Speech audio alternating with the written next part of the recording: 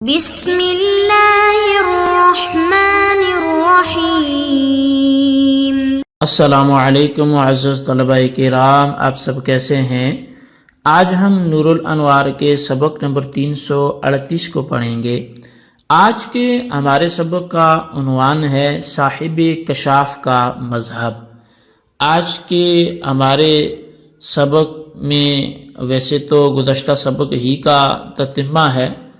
اور اس آج کے سبق کے بعد ہماری جو او کی بحث ہے وہ بھی ختم ہو جائے گی۔ یہ آج ہمارا آخری اس حوالے سے سبق ہے، لیکن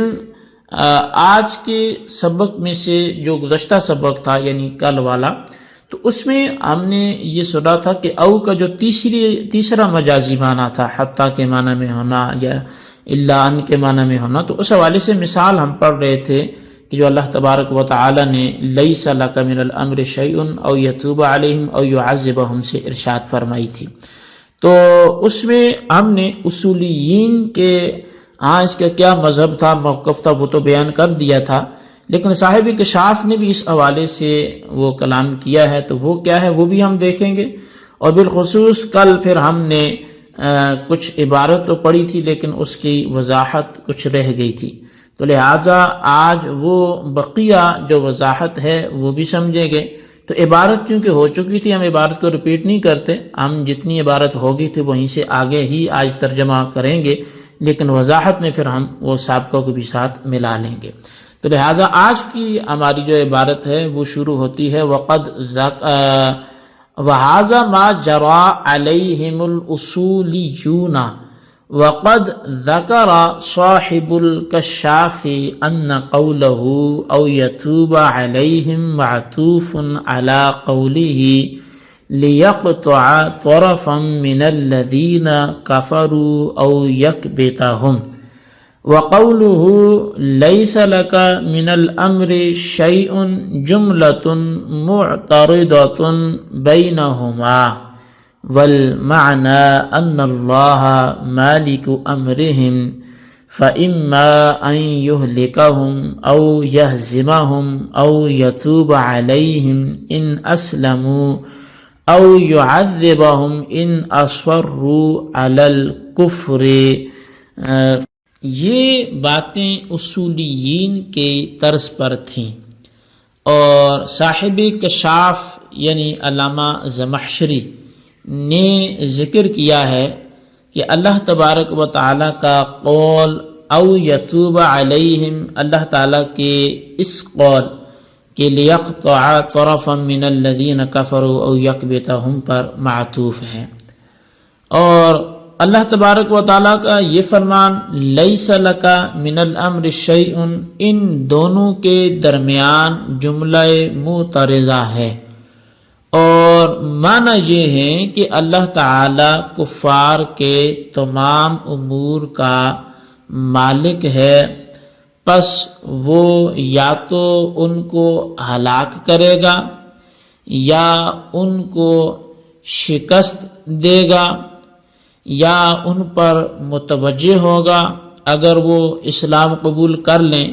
یا پھر ان کو عذاب دے گا اگر وہ کفر پر اڑے رہے۔ لیکن وَلَيْسَ لَكَ مِنْ أَمْرِهِمْ شَيْءٌ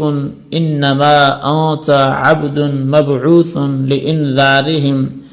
فَنَظْرُ الْأُصُولِيِّينَ إِنَّمَا هُوَ فِي مُجَرَّدِ قَوْلِهِ لَيْسَ لَكَ مِنَ الْأَمْرِ شَيْءٌ حَتَّى مَنَعُوا الْعَطْفَ عَلَيْهِ وَلَمْ يَلْتَفِتُوا إِلَى مَا سَبَقَ فَكِلَا الْأَمْرَيْنِ صَحِيحٌ كَمَا تَرَى۔ اور آپ کو ان کے معاملے میں کوئی حق نہیں ہے، آپ تو ایک بندے ہیں جس کی بعثت ان کو ڈرانے کے لیے ہوئی ہے، پس اصولیین کی نظر صرف اللہ تعالیٰ کے قول لیس لک من الامر شیء پر ہے، حتیٰ کہ انہوں نے اس پر عطف کو منع کر دیا، اور پہلے کلام کی طرف اصولیین نے کوئی توجہ نہیں کی۔ بس دونوں ہی باتیں صحیح ہیں اور درست ہیں، جیسا کہ آپ دیکھ رہے ہیں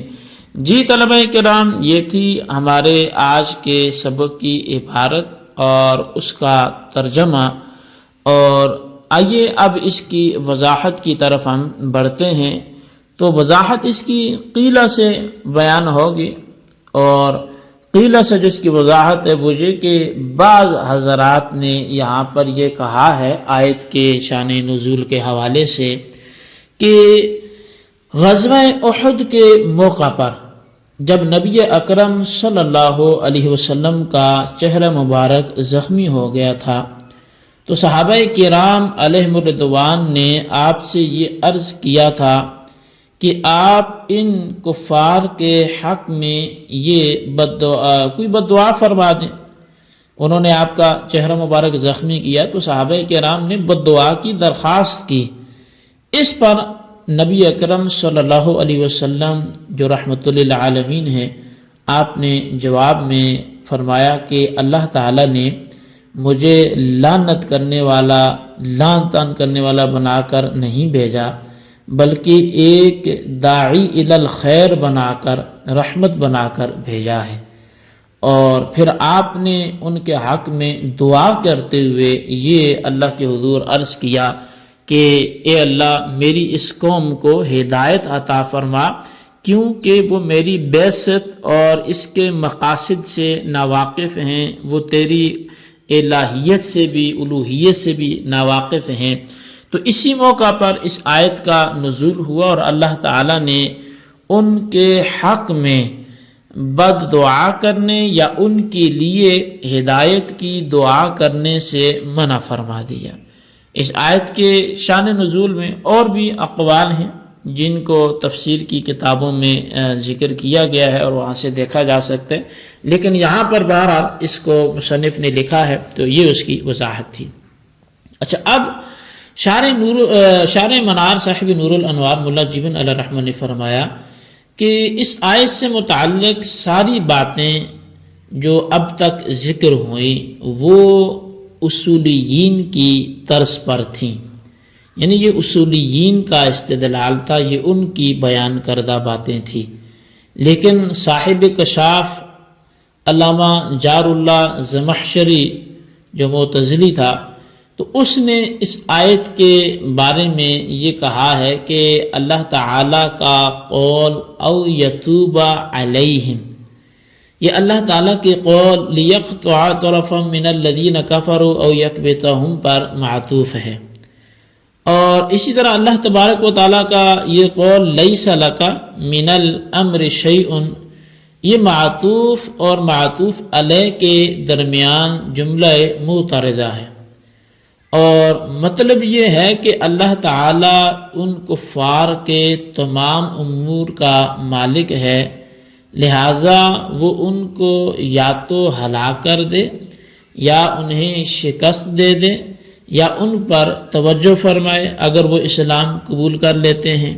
یا پھر ان کو عذاب دے اگر وہ کفر پر ڈٹے رہتے ہیں، اڑ جاتے ہیں اور اسلام قبول نہیں کرتے۔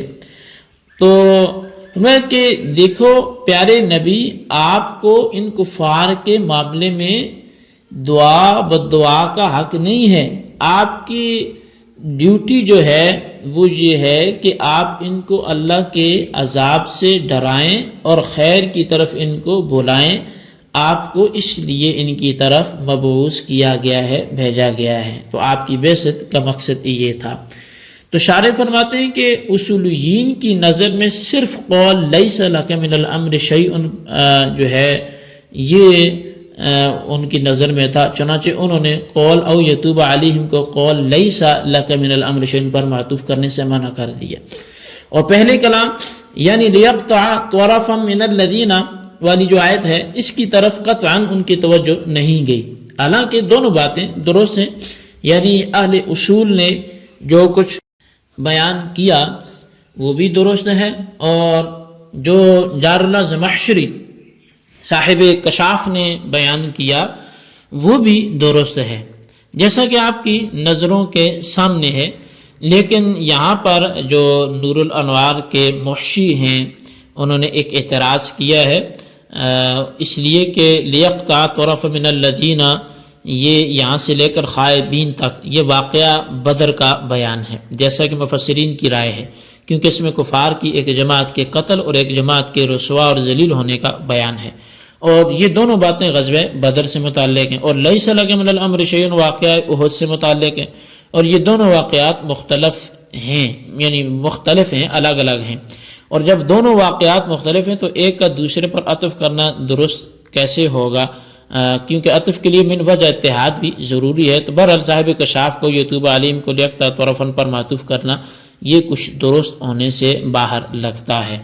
تو یہ موشی کی رائے تھی جی۔ بہرحال ہمارا سبق آج کے اتنا ہی تھا، اسی کے ساتھ ہماری او کی بحث تمام ہوئی۔ آج کے سبق کو اچھی طرح سمجھے اور اس کے حوالے سے جو گزارشات کی ہیں ان کے خلاصے کو اپنے رجسٹر پر لکھیں اور بالخصوص ان سوالات کے جوابات دیں۔ سوال نمبر 1 یہ ہے کہ وقیل انہو لما شج وجہہ علیہ السلام سے آیت کا کیا شان نزول بیان ہوا، اس کو تحریر کریں۔ اور سوال نمبر 2 یہ کہ وقت ذکر صاحب الکشاف سے صاحب کشاف نے کیا ترکیب کی، عبارت کا تعلق کیسے واضح کیا، وہ بھی تحریر کریں۔ اللہ تبارک و تعالیٰ سے دعا ہے جو کچھ ہم نے پڑھا سنا سے یاد رکھنے کی توفیق